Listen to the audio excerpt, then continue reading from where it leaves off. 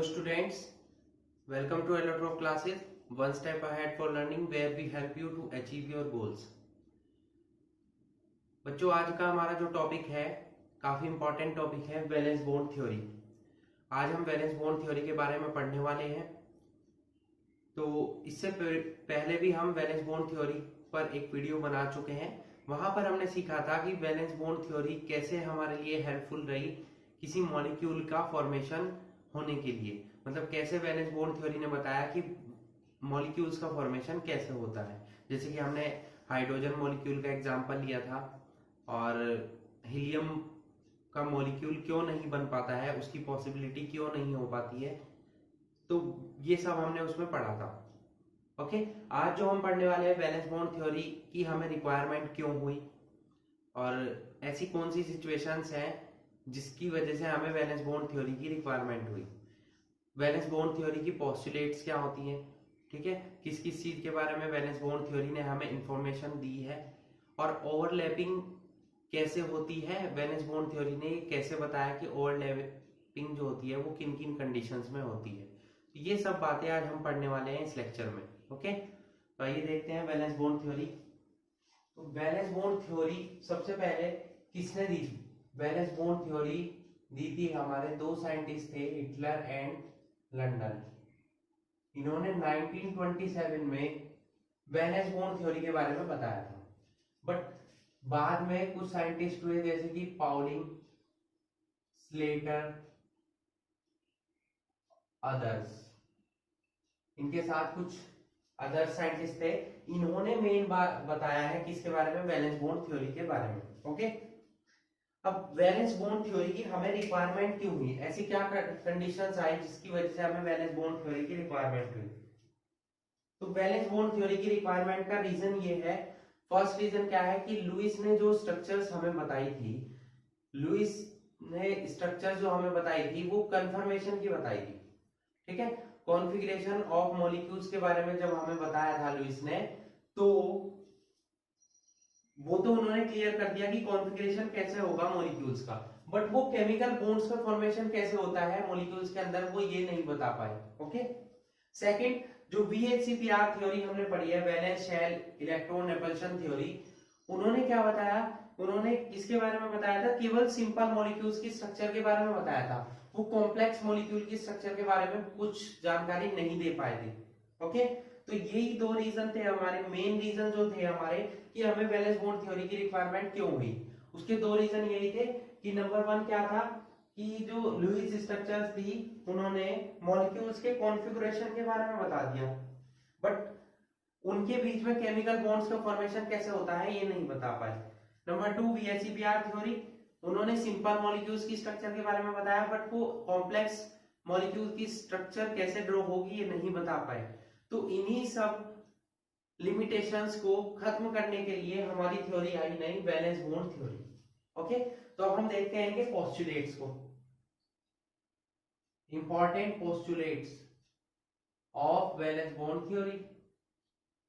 One by one हम देखेंगे इनके पोस्टुलेट्स को और उनके बारे में डिस्कशन करेंगे। ओके, नंबर वन क्या है पोस्टुलेट, जो नंबर वन है वैलेंस बॉन्ड थ्योरी की, कि वैलेंस बॉन्ड थ्योरी ने ये बताया कि एटम्स और मॉलिक्यूल्स की इलेक्ट्रॉनिक स्ट्रक्चर किस टाइप से बन सकती है। ठीक है,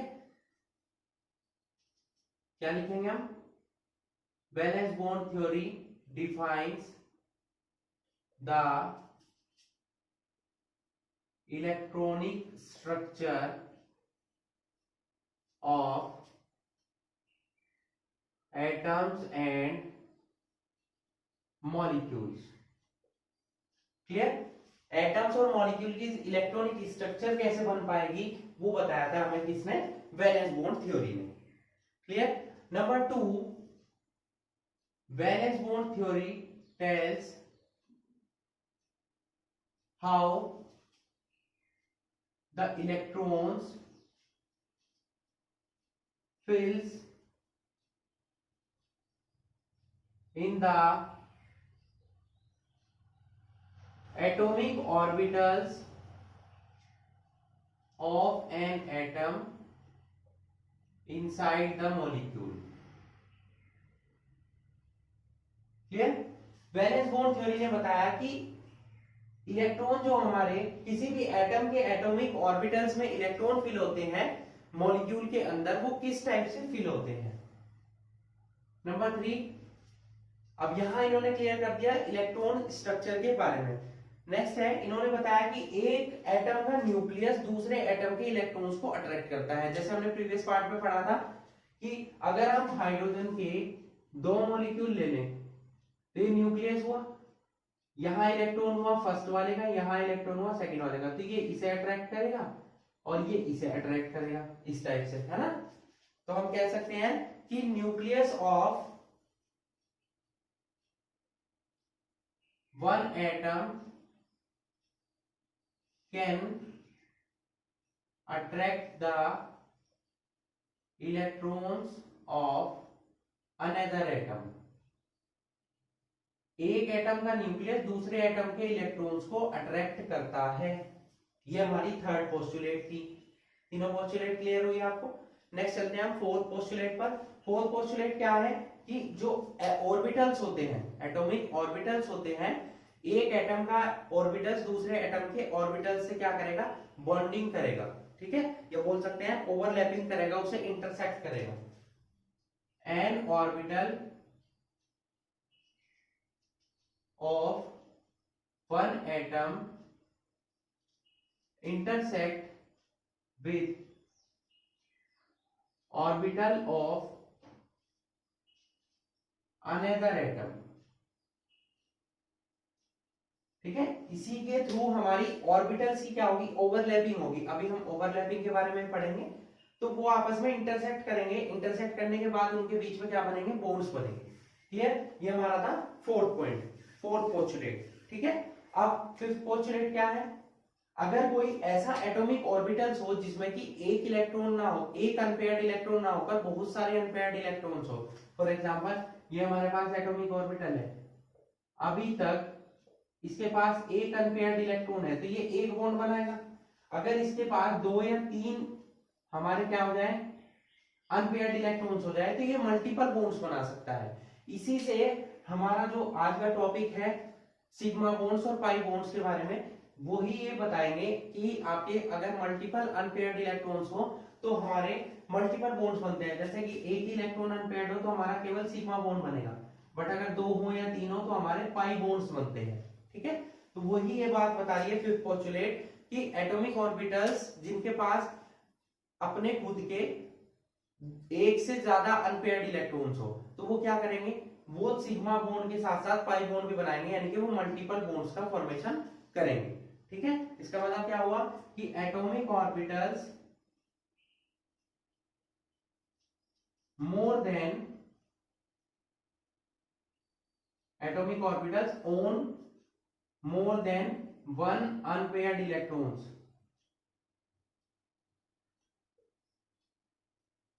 can form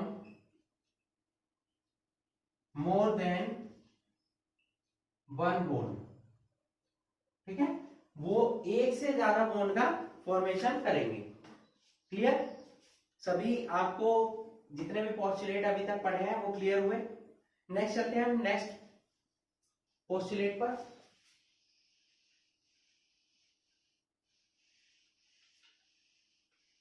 वीडियो को पॉज करके आप पोस्टुलेट्स जो भी हम नोट कर रहे हैं वो आप नोट कर सकते हैं।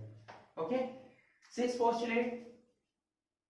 अब अनपेयर्ड इलेक्ट्रॉन्स बहुत सारे होंगे तो वो उतने ही बॉन्ड बनाएंगे, लेकिन अगर आपके पास पेयर्ड इलेक्ट्रॉन्स हो तो क्या वो भी बॉन्डिंग में पार्टिसिपेट करेंगे? नहीं, क्योंकि उनके बॉन्ड्स ऑलरेडी बने हुए हैं, वो पेयर हो चुके हैं, ठीक है। तो paired electrons in the valence shell can't participate in bond development या फॉर्मेशन, कुछ भी नोट कर सकते हैं आप। वो बॉन्ड के डेवलपमेंट में पार्टिसिपेट नहीं करेंगे। अब बॉन्ड के डेवलपमेंट में ये तो पार्टिसिपेट नहीं करेंगे जो पेयर्ड होंगे, तो पार्टिसिपेट कौन से करेंगे? वो पार्टिसिपेट करेंगे जिनके पास हाफ फील्ड ऑर्बिटल्स हो। केवल बॉन्डिंग के फॉर्मेशन में आपके हाफ फील्ड ऑर्बिटल्स पार्टिसिपेट करेंगे। और कैसे पार्टिसिपेट करेंगे? जिनके पास अपोजिट स्पिन के इलेक्ट्रॉन्स प्रेजेंट हो, ठीक है। ओनली, यही इसका मेन पॉइंट है वैलेंस बॉन्ड थ्योरी का। Only half filled orbitals with opposite electron spin can form bonds. वही क्या कर सकते हैं, बॉन्ड्स का फॉर्मेशन कर सकते हैं या ओवरलैपिंग कर सकते हैं।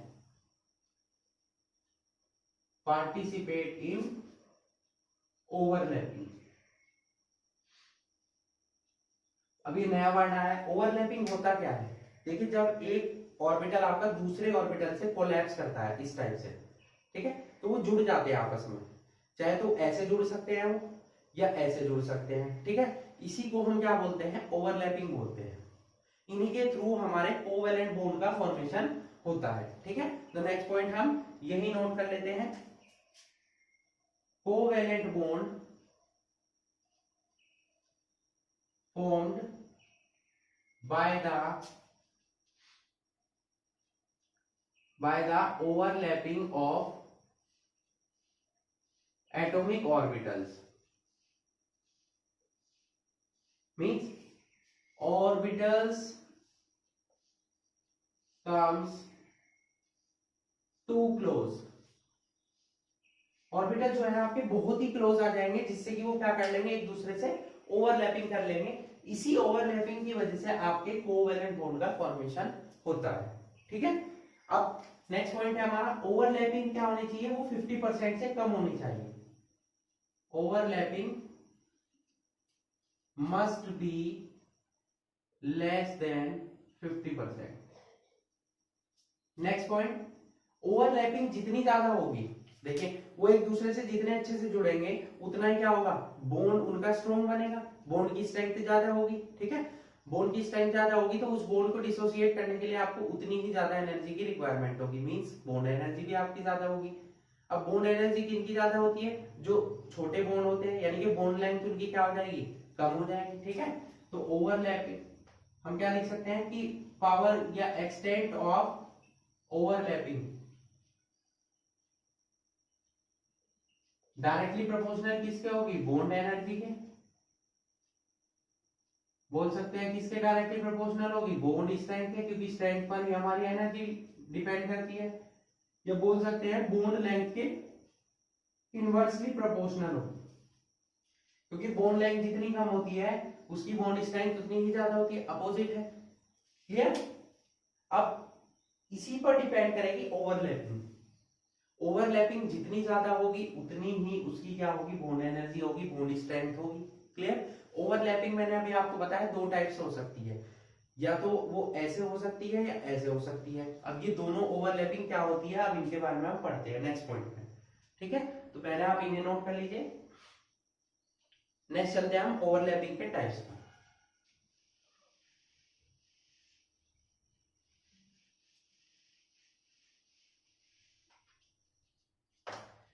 चलिए नेक्स्ट पॉइंट डाल लेते हैं हम। अब ओवरलैपिंग क्या है, ओवरलैपिंग आपकी दो टाइप की हो सकती है, टू टाइप्स ऑफ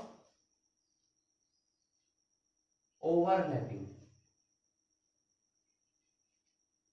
नंबर 1 हमारी होती है इंटरन्यूक्लियर एक्सिस ओवरलैपिंग, या इसी को हम क्या बोलते हैं, हेड ऑन ओवरलैपिंग, ये बोल सकते हैं एंड टू एंड ओवरलैपिंग, ये बोल सकते हैं एक्सियल ओवरलैपिंग, ये सभी इसी के नेम है, ठीक है। नंबर 2 हमारी होती है साइड वाइज ओवरलैपिंग, या इसी को हम बोलते हैं लेटरल ओवरलैपिंग, ठीक है। साइड वाइज ओवरलैपिंग, या इसे ही हम क्या बोलते हैं, लेटरल ओवरलैपिंग, या इसे ही हम क्या बोल सकते हैं, पैरेलल ओवरलैपिंग, ये भी इसी के लिए यूज होता है, ठीक है। अब साइड वाइज इंटरन्यूक्लियर एक्सिस कैसे बनता है, देखिए ये हमारा एक ऑर्बिटल है, ये दूसरा, तो जैसे ही ये इस टाइप से बॉन्डिंग करता है, ठीक है, इनकी एक्सिस आपस में मिलती हैं, इसीलिए इसको बोला हमने इंटरन्यूक्लियर एक्सिस। तो एक्सिस जो है बिल्कुल मिड से होकर जाती है, जैसे कि हमारा ये s ऑर्बिटल है, इसकी इंटरन्यूक्लियर एक्सिस ये हो गई, ये हमारा p ऑर्बिटल है जो कि डबल शेप का होता है, इसकी हो गई। तो दोनों ने ऐसे बॉन्डिंग की, तो ये हमारी होती है कौन सी बॉन्डिंग? Internuclear axis bonding. ठीक है, क्लियर?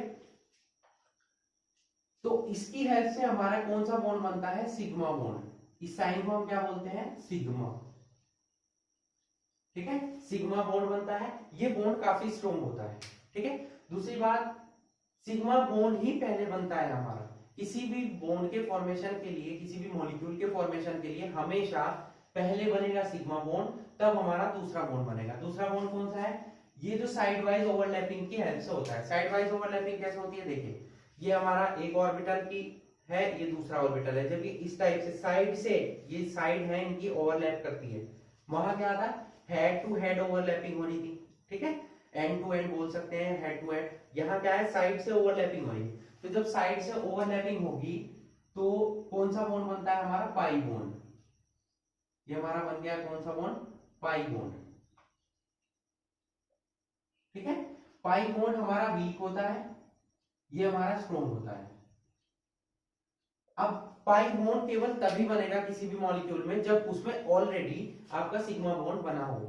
ठीक है, मतलब पहले आपका सिग्मा बॉन्ड बनेगा तभी पॉसिबिलिटी होगी कि पाई बॉन्ड बनेगा।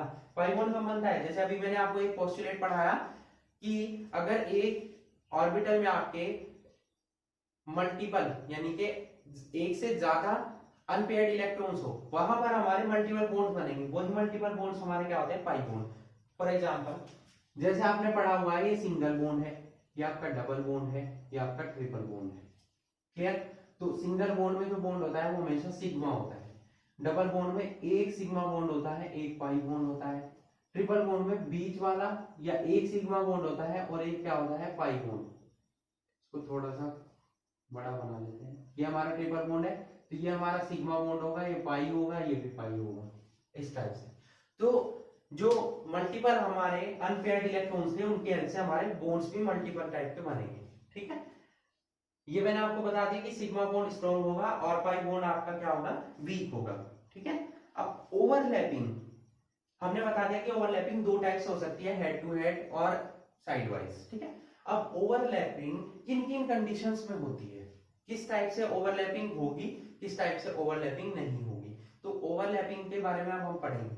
ठीक है, ओवरलैपिंग हमने पढ़ लिया कि दो टाइप की होगी, पर किस कंडीशंस में, किन कंडीशंस में आपकी ओवरलैपिंग पॉसिबल होगी और किन कंडीशंस में नहीं होगी, अब हम उसके बारे में पढ़ लेते हैं। ओके, ओवरलैपिंग के लिए हमारा नेक्स्ट पॉइंट है ओवरलैपिंग या for overlapping atomic orbitals must be same sign।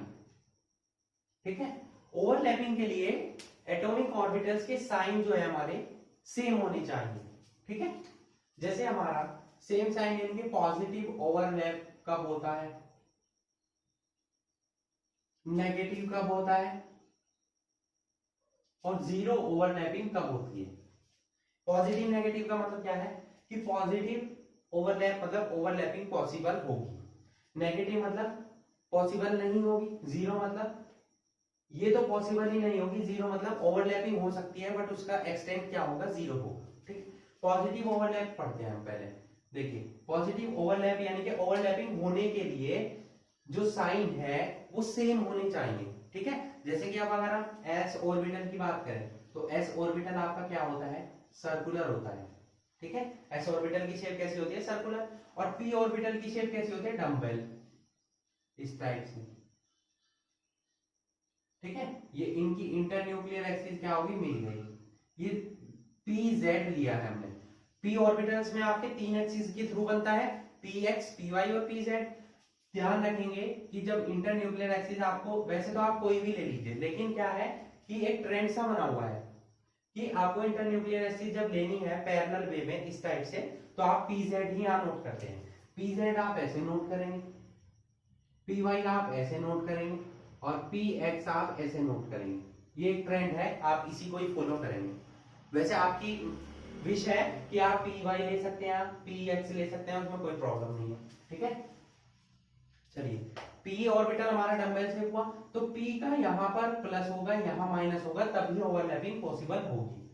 ये प्लस माइनस क्या है, ये जो आपको दो साइड दिख रही है, ये इन्हें हम क्या बोलते हैं, लोब्स।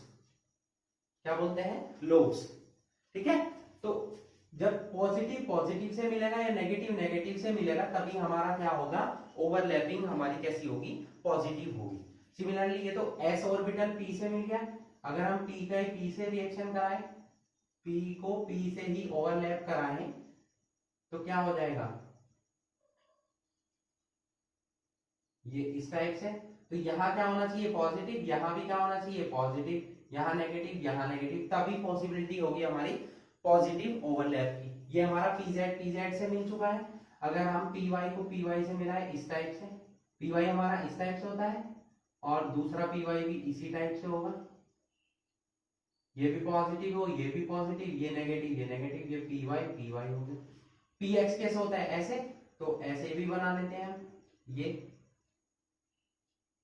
इस टाइप से, ये भी पॉजिटिव, ये भी पॉजिटिव, ये नेगेटिव, ये नेगेटिव। तो सभी में आप देख सकते हैं कि सेम साइन आ रहे हैं, side by side same side, plus plus plus plus plus plus plus plus minus minus minus minus. ये ओवरलैपिंग आपकी होगी पॉजिटिव, मतलब इन कंडीशंस पे आपकी ओवरलैपिंग पॉसिबल होगी, ठीक है। ओवरलैपिंग आपको समझ में आ गया, जब दोनों एटॉमिक ऑर्बिटल्स आपके अटैच हो एक दूसरे से, ठीक है। अब नेगेटिव देख लेते हैं। नेगेटिव में क्या होगा कि पॉसिबिलिटी नहीं होगी, मींस जैसे कि हमने पॉजिटिव ले लिया और यहां से जो पी ऑर्बिटल अटैच हुआ है उसका नेगेटिव पार्ट हो इधर, तो ओवरलैपिंग पॉसिबल नहीं होगी। सिमिलरली अगर हम pz को pz से मिला रहे हैं इस टाइप से, यहां नेगेटिव हो, यहां पॉजिटिव हो, यहां पॉजिटिव हो, यहां नेगेटिव, तब भी ओवरलैपिंग पॉसिबल नहीं होगी। एक्स एक्सिस को मिलाएंगे, समझ लीजिए ये पी वाई है हमारा, पहले पी वाई ले लेते हैं, यहाँ भी पी वाई है, ये पॉजिटिव हो, ये नेगेटिव, ये नेगेटिव, ये पॉजिटिव, ऐसा हो तब भी पॉसिबल नहीं होगा। एक्स एक्सिस में ऐसे ओवरलैपिंग होती है, तो यहाँ नेगेटिव, यहाँ पॉजिटिव, यहाँ पॉजिटिव, यहाँ नेगेटिव, ये सभी नेगेटिव ओवरलैपिंग की कंडीशंस है। पॉजिटिव की वे सारी थी और नेगेटिव की ये सभी है, ठीक है। इनमें नेगेटिव ओवरलैपिंग होगी, मतलब ओवरलैपिंग पॉसिबल नहीं होगा। अब चलते हैं हम जीरो ओवरलैपिंग पे। जीरो कब होगी, जब वो ओवरलैपिंग ना करें। जैसे कि हम यहां ले लेते हैं एस ऑर्बिटल, अब एस से तो ऐसे ही ओवरलैपिंग होगी। अगर मैं ऐसे नोट कर देता हूं तो ये ओवरलैपिंग हो पा रही है क्या, सही तरीके से हो पा रही है, नहीं हो पा रही, तो यहाँ जीरो ओवरलैपिंग होगी। ये ओवरलैप ही नहीं कर पा रहे हैं, तो इसीलिए मैंने आपको बोला है कि जब एस ऑर्बिटल से हम ओवरलैपिंग कराएंगे तो जेड एक्सिस को लेंगे और वो भी ऐसे लेंगे पैरेलल। सिमिलरली मान लो ये एक्स एक्सिस, ये पी वाई वाला हमने ले लिया पॉजिटिव और नेगेटिव, इसकी ओवरलैपिंग किसी एक्स से कराएं, एक्स ऐसे होगा, तो ओवरलैपिंग हो पा रही है, ये जुड़ पा रहे हैं एक दूसरे से, नहीं, तो यहाँ भी ओवरलैपिंग क्या हो जाएगी, जीरो। तो ये हमारी अलग अलग कंडीशंस थी, पॉजिटिव ओवरलैपिंग की, नेगेटिव की और जीरो की, क्लियर। इसी कंडीशंस में पॉजिटिव ओवरलैपिंग अगर होती है तो ही आपकी ओवरलैपिंग पॉसिबल होगी, चाहे वो ओवरलैपिंग आपकी हेड टू हेड हो, हेड ऑन हो, या आपकी साइड वाइज हो। सिग्मा बॉन्ड पाई बॉन्ड तभी बनेंगे जब पॉजिटिव ओवरलैपिंग हो, और उसके लिए कंडीशन क्या है कि ऑर्बिटल्स, एटॉमिक ऑर्बिटल्स आपके सेम साइन के होने चाहिए। अगर वो अपोजिट साइन के होंगे तो ओवरलैपिंग नहीं होगी, ठीक है। सेम साइन की कंडीशन ऐसी भी नहीं होनी चाहिए कि वो आपस में ओवरलैप ही ना कर पाए, ठीक है। तो अब हम देख लेते हैं कि ओवरलैपिंग किस टाइप से होती है, मतलब सिग्मा बॉन्ड्स और पाई बॉन्ड्स का फॉर्मेशन किन कंडीशंस में होता है, ओके। तो चलिए देखते हैं। अब हमारा टॉपिक यहाँ पर वैलेंस बॉन्ड थ्योरी तो ऑलमोस्ट कंप्लीट हो जाता है। अब ओवरलैपिंग पे चलेंगे हम कि सिग्मा बॉन्ड और पाई बॉन्ड कैसे बन पाते हैं हमारे ओवरलैपिंग के थ्रू, ठीक है।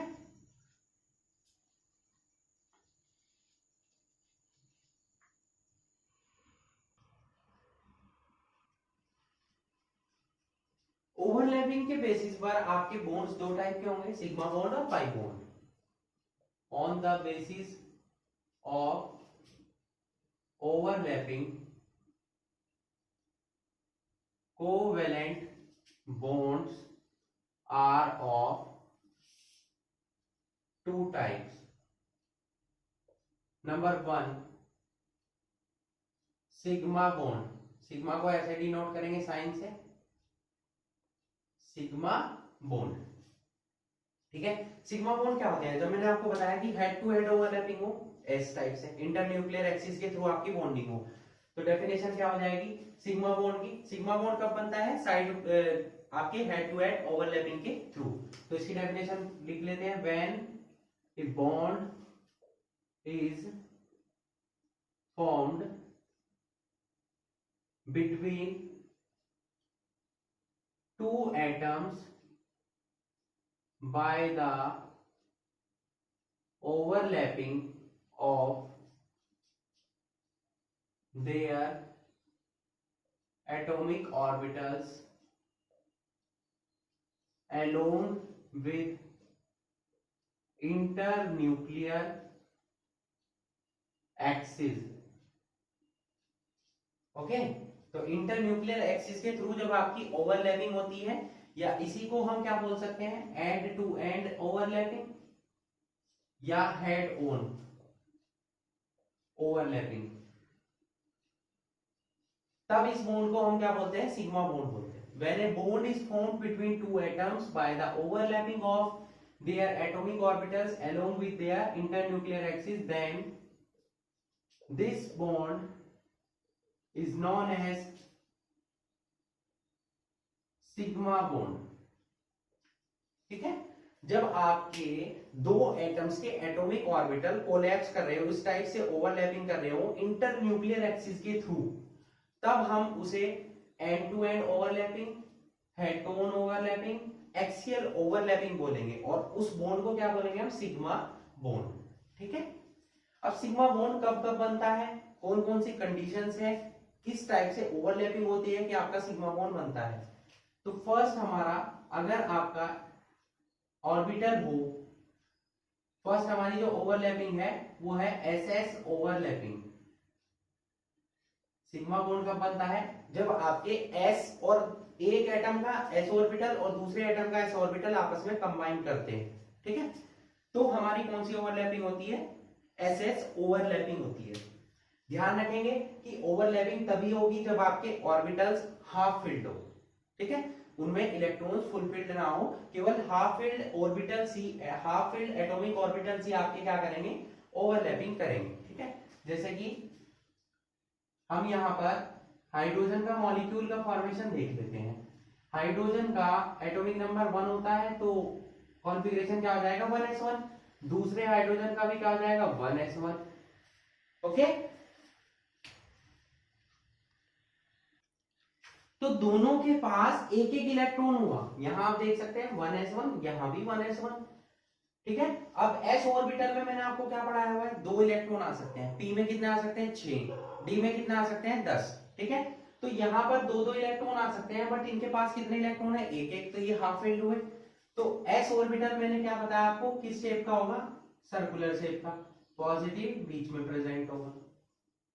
दूसरा भी s ऑर्बिटल यहां ले लेते हैं, पॉजिटिव. दोनों का कोलैप्स होगा, ओवरलैपिंग होगी इंटरन्यूक्लियर एक्सिस के थ्रू, इस टाइप से. इसकी इंटरन्यूक्लियर एक्सिस ये है, इसकी ये है. तो जब दोनों ओवरलैप करते हैं तो आपस में इस टाइप से बॉन्डिंग कर लेते हैं.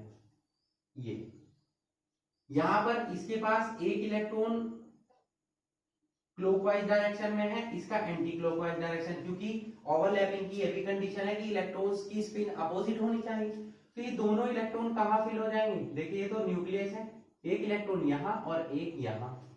ठीक है. तो ये जो पार्ट बना ये ओवरलैपिंग का पार्ट है. ठीक है. और ये जो बॉन्ड बना है वो सिग्मा बॉन्ड बना है आपका किसके थ्रू? एस एस ओवरलैपिंग के थ्रू. क्लियर? इतना क्लियर हुआ आपको? ये हमारा हाइड्रोजन का एटम था, ये हमारा हाइड्रोजन का दूसरा एटम था, ये हमारा हाइड्रोजन का मॉलिक्यूल बन गया. ठीक है. इसे इस टाइप से भी आप शो कर सकते हैं, इस टाइप से. ये दोनों ओवरलैप हो गए, ये ओवरलैपिंग का पार्ट है. यहां आप दिखा सकते हैं कि ये न्यूक्लियस है और बाकी पार्ट किसका है? ओवरलैपिंग का है. तो एस एस ओवरलैपिंग, फर्स्ट जो सिग्मा बॉन्ड की कंडीशन हुई हमारी कौन सी होगी? S S overlapping. ठीक है. इसका हमने एग्जांपल देख लिया. लिथियम हाइड्राइड, इसकी भी पॉसिबिलिटी बन सकती है। ये तो हमारी देखिए 1s था, ये भी 1s था, तो आपकी ओवरलैपिंग क्या हुई, 1s और 1s के बीच में ओवरलैपिंग हुई। लिथियम का क्या होता है, लिथियम का एटॉमिक नंबर कितना होता है 3, क्या नोट हो जाएगा 1s2 2s1। इसके बाद एक इलेक्ट्रॉन हो, हाइड्रोजन के पास भी एक इलेक्ट्रॉन है। अब जो ओवरलैपिंग होगी होगी सेम, लिथियम हाइड्राइड से रिएक्शन कर रहा है तो 1s और इसका क्या मिलेगा 2s, तो ओवरलैपिंग क्या हो जाएगी 1s और 2s के बीच में हो जाएगी। ये आपकी प्रिंसिपल क्वांटम नंबर यानी कि मेन नंबर शेल है, ठीक है। तो ये भी एग्जांपल किसका है, एसएस ओवरलैपिंग का ही है, क्लियर। अब हम चलते हैं सेकंड टाइप की ओवरलैपिंग पर।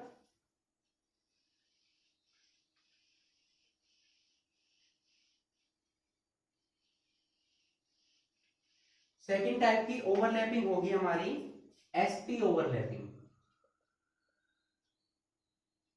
एसपी ओवरलैपिंग, एसपी ओवरलैपिंग से आपको क्या समझ में आया कि एक एटम का तो एटॉमिक ऑर्बिटल कौन सा होगा, एस ऑर्बिटल होगा, और दूसरे का क्या होगा पी ऑर्बिटल होगा।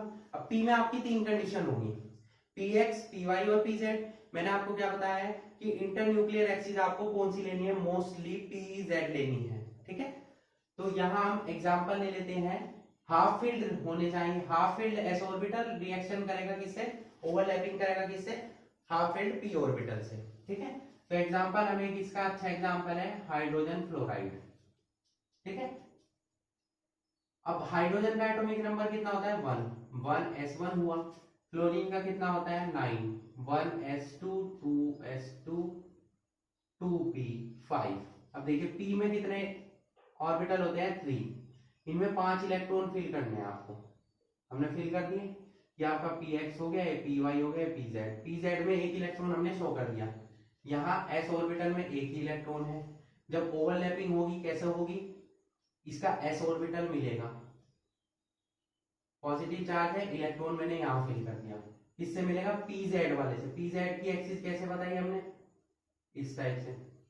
ये आपकी चॉइस है, आप z भी ले सकते हैं, हमने pz लिया है, py px ले लीजिए। क्यों, क्योंकि तीनों ऑर्बिटल्स की एटॉमिक एनर्जी तो सेम होती है, इनकी एनर्जी सेम होगी। वही ये इलेक्ट्रॉन यहाँ भी लिख सकते हैं आप, इसको यहाँ ना फिल कीजिए, यहाँ फिल कर लीजिए, तो आपका px ले लेंगे आप।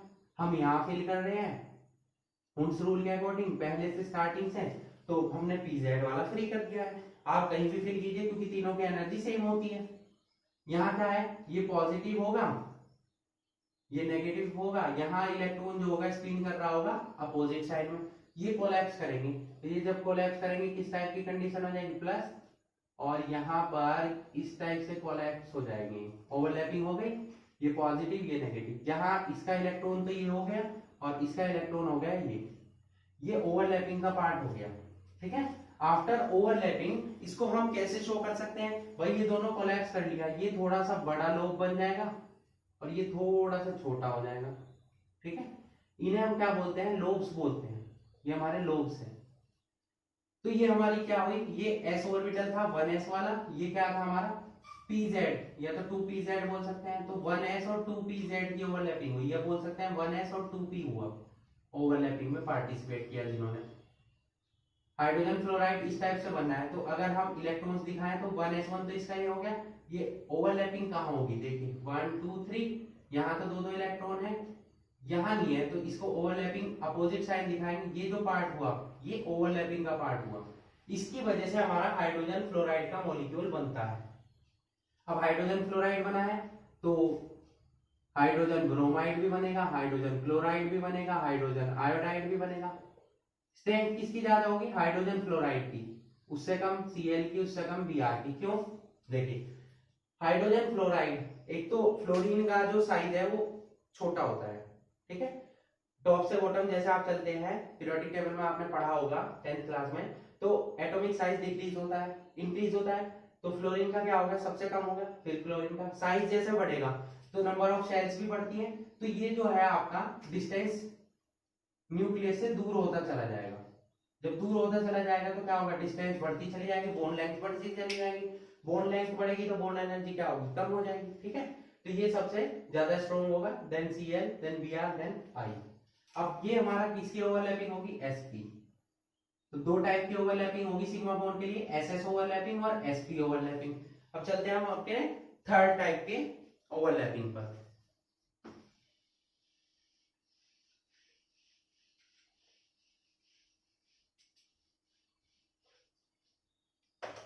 आई होप लेक्चर थोड़ा लंबा हो रहा है, बट इस लेक्चर को देखने के बाद वैलेंस बॉन्ड थ्योरी से रिलेटेड आपको कभी कोई प्रॉब्लम नहीं आएगी, क्योंकि इससे रिलेटेड क्वेश्चन आपके IIT JEE 12th class 11th class में तो आते ही हैं, आईआईटी जेई और इन सभी एग्जाम्स में, कॉम्पिटेटिव एग्जाम्स में पूछे जाते हैं। नंबर थर्ड है हमारा पीपी ओवरलैपिंग।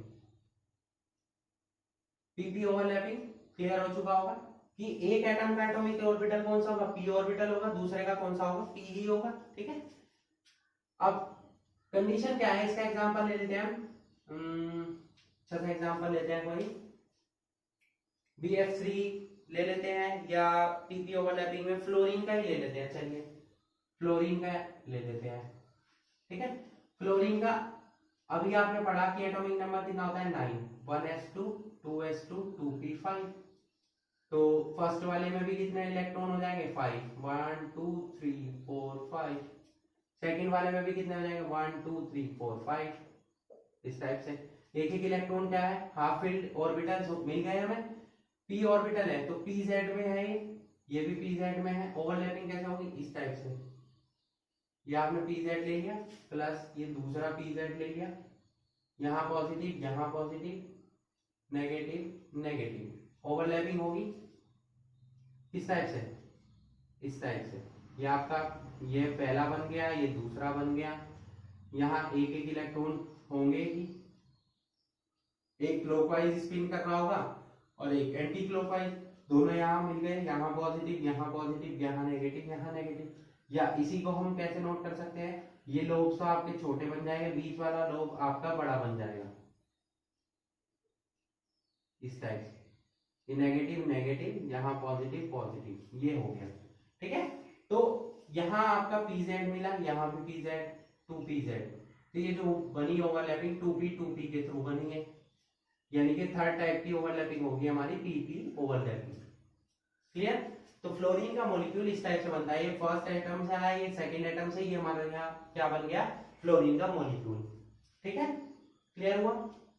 इसी का एक एग्जांपल ले लेते हैं हम, और वो थोड़ा सा इससे डिफरेंट है।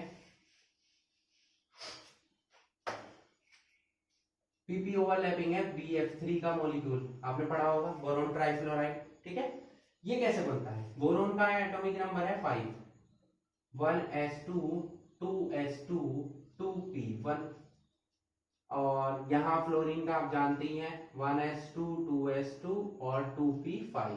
तो इसमें कितने इलेक्ट्रॉन आ जाएंगे 5, इस टाइप से। इसमें कितने इलेक्ट्रॉन होंगे 1 ही होगा। अब ये px में है, ये py ये pz, ये आपका क्या हो गया px py और pz। क्लियर। अब इलेक्ट्रॉन देखिए, यहां पर क्या है कि एक ही इलेक्ट्रॉन है, यहां भी एक ही इलेक्ट्रॉन है, पर हमें बोरोन के साथ 3 फ्लोरीन अटैच करने हैं। तो कैसे होगा, तो ये जो बोरोन है इससे प्रीवियस में आपको दिखाई दे रहा होगा 2s है, इसमें 2 इलेक्ट्रॉन है, तो ये फर्स्ट एक्साइटेड स्टेट में आ जाएगा अपनी। फर्स्ट एक्साइटेड स्टेट किसे बोलते हैं, जब इलेक्ट्रॉन्स को कहीं से एनर्जी मिल जाए और वो नेक्स्ट ऑर्बिटल में जंप कर जाए। यहां से ये जंप कर जाएगा यहां, कैसे देखिए 1, ये वाला इलेक्ट्रॉन यहां जंप कर गया, ये गया यहां 2s से, ये चला गया 2p में। अब देखिए इसके पास 3 इलेक्ट्रॉन क्या हो गए अनपेयर्ड, इसके पास एक इलेक्ट्रॉन है, ऐसे ही दूसरे फ्लोरीन के पास एक इलेक्ट्रॉन है, ऐसे तीसरे फ्लोरीन के पास एक इलेक्ट्रॉन है। तो तीनों क्या करेंगे, यहां बॉन्डिंग कर लेंगे। ठीक है, ये फर्स्ट वाले की बॉन्डिंग आप दिखा सकते हैं इस वाले से, सेकंड वाले की इस वाले से। अब फर्स्ट वाले में क्या होगा, देखिए sp ओवरलैपिंग होगी, फर्स्ट वाले में sp ओवरलैपिंग होगी, क्योंकि इसका s बनेगा उसके p से जुड़ेगा, तो sp हो गई, फिर इसका p उसके p से जुड़ेगा इस टाइप से, और उसका भी p दूसरे से जुड़ेगा। अब यहां ध्यान देना है आपको कि जो तीनों बॉन्ड है यहां पर, बोरोन की स्ट्रक्चर कैसी बन जाएगी, फिर इस टाइप की, ये होगी स्ट्रक्चर इसकी। ठीक है, एंगल स्ट्रक्चर ये सभी हम पढ़ने वाले हैं इसके BF3 के। ओके, तो ये हमारा सेकंड एग्जांपल हुआ किसका, PP ओवरलैपिंग का। तो सिग्मा बॉन्ड हमारा कितने टाइप की ओवरलैपिंग से बन सकता है, 3, SS, SP और PP। अब देखते हैं हम कि हमारा पाई बॉन्ड किन कंडीशंस में बनता है। क्लियर, चलिए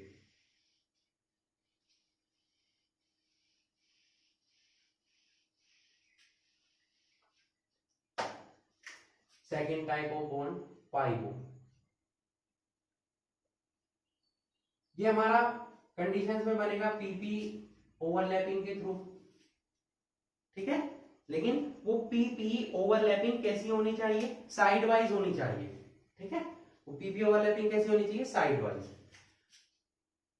और P और D के बीच में भी बनेगा और D और D ऑर्बिटल के बीच, ये तो हम यहाँ पर पढ़ेंगे नहीं। P पाई D पाई और D पाई D पाई, इन पर हम सेपरेट वीडियो बनाएंगे क्योंकि ये काफी लेंथी पार्ट है, ठीक है।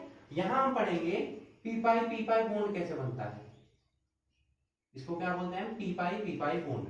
P पाई ओवरलैपिंग के थ्रू आपके बॉन्ड्स कैसे बनते हैं, मतलब जो डबल बॉन्ड है आपका उसमें पाई बॉन्ड कैसे बनता है, ट्रिपल बॉन्ड है उसमें आपका पाई बॉन्ड कैसे बनते हैं। तो वो बनते हैं हमारे किसके थ्रू, P पाई ओवरलैपिंग के। और वो P पाई ओवरलैपिंग कैसी होनी चाहिए, साइड वाइज होनी चाहिए, ठीक है। तो पाई बॉन्ड की डेफिनेशन क्या होगी, डेफिनेशन आप वैसे ही नोट करेंगे, a bond which is formed between the two atoms by the overlapping of their atomic orbitals along with their sides। Side wise overlapping होगी, या उसी को हम क्या बोल देंगे, लेटरल ओवरलैपिंग। तो आपका क्या बन जाएगा, पाई बॉन्ड बन जाएगा। केवल आपको जो सिग्मा बॉन्ड की डेफिनेशन नोट कराई उसमें एक वर्ड चेंज करना है, इंटरन्यूक्लियर एक्सिस की जगह आपको क्या लिखना है, side wise overlapping. Definition same रहेगी आपकी, ठीक है। अब देख लेते हैं कि बॉन्डिंग कैसे होगी। देखिए ये हमारा फर्स्ट हो गया p ऑर्बिटल, ये हमारा सेकंड एटम का हो गया, दोनों ओवरलैपिंग करेंगे। देखिए ऐसे ओवरलैपिंग हुई इस टाइप से, तो साइड से ओवरलैपिंग हुई यहां से, ये इस पार्ट से, तो ये इस टाइप से ओवरलैपिंग कर रहे हैं। देखिए ये ऐसे जुड़ गए, ठीक है। या इंटरन्यूक्लियर एक्सिस के थ्रू हम इन्हें ऐसे भी शो कर सकते हैं, इंटरन्यूक्लियर एक्सिस है ये इस टाइप से आपके ऊपर आ गया, ये इस टाइप से इसके नीचे आ गया। वैसे इसे हम पार्ट को शो नहीं करते हैं, आपको और सुटेबल वे में मैं बताता हूं कैसे शो करेंगे। ये आपका फर्स्ट एटम का p ऑर्बिटल हो गया, सेकंड का। अगर आपको साइड वाइज ओवरलैपिंग दिखानी है तो ऐसे दिखाइए, ये ओवरलैपिंग हो गई, ऐसा अटैच हो रहा है, क्योंकि यहाँ तो ओवरलैपिंग शो नहीं कर पा रहे आप, ऐसे शो कर पाएंगे। तो ये जो बॉन्ड बन रहे हैं, ये ही बॉन्ड हमारे लिए बनेंगे क्या, पाई बॉन्ड, ठीक है। एक एटॉमिक ऑर्बिटल दूसरे एटॉमिक ऑर्बिटल से कोलैप्स करेगा साइड वाइज, तो एक पाई बॉन्ड बनेगा, फिर ऐसे दूसरा करेगा तो दूसरा पाई बॉन्ड बन जाएगा, जैसा हमारा ट्रिपल बॉन्ड में बन रहा है, ठीक है। इसके एग्जांपल्स देख लेते हैं हम।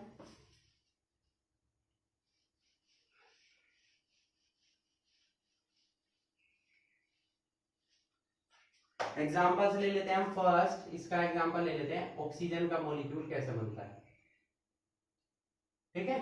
ऑक्सीजन के मॉलिक्यूल के बीच में पाई बॉन्ड का फॉर्मेशन कैसे होता है, यहां हम देखने वाले हैं।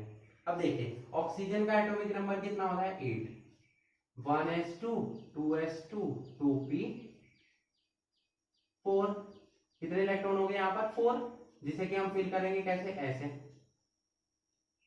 ये px हुआ, ये py, ये pz, 1 2 3 4, दो अनपेयर्ड इलेक्ट्रॉन आ गए। यही इलेक्ट्रॉन आपके क्या कर लेंगे, ओवरलैपिंग किसके साथ, दूसरे ऑक्सीजन मॉलिक्यूल के साथ। px और py ये हमने ले लिया फर्स्ट वाले का, मैंने आपको कहा था py हमेशा क्या लेना है, z के परपेंडिकुलर। z हम ऐसे लेते हैं, ये हमारा pz है तो परपेंडिकुलर ऐसे हो जाएगा, ये हमारा फर्स्ट एटम का हो गया। ऐसे ही हम सेकंड का लेंगे, ये हमारा py हो गया, ये हमारा pz हो गया। ये दोनों कोलैप्स करेंगे, कैसे करेंगे, देखिए ये इससे करेगा, ये इससे करेगा, तो यहां पर तो इंटर न्यूक्लियर एक्सिस सेम है, ये दोनों pz जुड़ गए क्योंकि इंटर न्यूक्लियर एक्सिस सेम थी। अब ये दोनों कैसे जुड़ेंगे, नहीं जुड़ पाएंगे। ये कैसे ओवरलैपिंग करेंगे, साइड वाइज ऐसे, ये, ठीक है। ये तो यहां पर तो बन गया सिग्मा बॉन्ड, यहां क्या बनेगा, पाई बॉन्ड। तो ऑक्सीजन के मॉलिक्यूल में डबल बॉन्ड होता है, तो एक सिग्मा बना एक पाई, कैसे बना वो आपने देख लिया। इस टाइप से हमारी एक ही मॉलिक्यूल में देखिए, इसमें हमारी हेड टू हेड ओवरलैपिंग हुई जिसकी वजह से सिग्मा बॉन्ड बना, और साइड वाइज ओवरलैपिंग हुई जिसकी वजह से हमारा पाई बॉन्ड बना। तो ऑक्सीजन मॉलिक्यूल में एक सिग्मा बॉन्ड हो गया और एक पाई बॉन्ड हो गया। अब देखते हैं हम इसका सेकंड एग्जांपल जिसमें ट्रिपल बॉन्ड प्रेजेंट हो। जैसे कि हमारा कोई भी एग्जांपल लेते हैं जिसमें ट्रिपल बॉन्ड प्रेजेंट होता है हमारा, फॉर एग्जांपल नाइट्रोजन का मॉलिक्यूल N2। ट्रिपल बॉन्ड कैसे बना, देखिए आपने पढ़ी है, स्ट्रक्चर होती है N के बीच में ट्रिपल बॉन्ड आता है। क्यों आता है, रीजन क्या है, अब देखिए नाइट्रोजन का एटॉमिक नंबर कितना होता है 7, तो 1s2 2s2 और 2p क्या हो जाएगा यहाँ पर 3।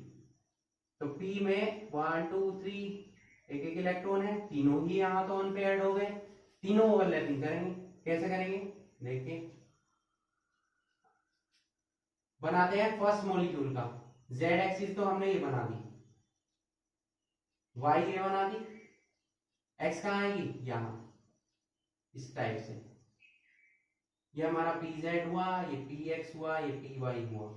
जेड हमेशा इंटरन्यूक्लियर एक्सिस के बिलोंग में लेना है, वाई ऐसे लेना है जेड एक्सिस के परपेंडिकुलर, और ये जाएगा हमारा इस फील्ड में। सिमिलरली दूसरे एटम का ले लेते हैं हम, क्योंकि एन एन से जुड़ रहा है, ये इस टाइप से, ठीक है। सोचेंगे सर भी पता नहीं क्या फूल से बना रहे हैं।